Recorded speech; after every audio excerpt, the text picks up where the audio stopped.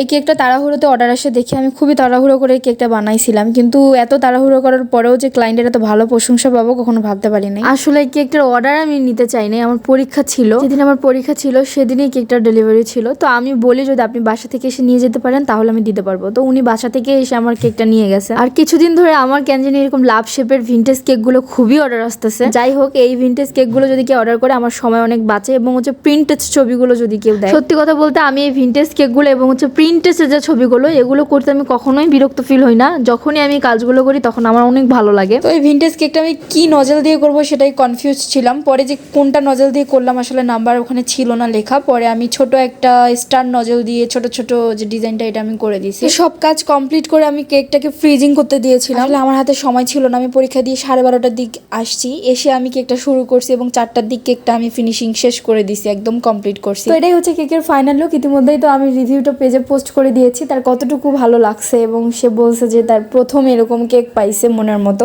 আপনারাও কিন্তু আপনাদের মনের মতো ডিজাইন পছন্দ করে আমাদের কাছ থেকে কাস্টমাইজ করে নিতে পারবেন। তাহলে আর দেরি কিসের, এখন ইনবক্সে যোগাযোগ করুন।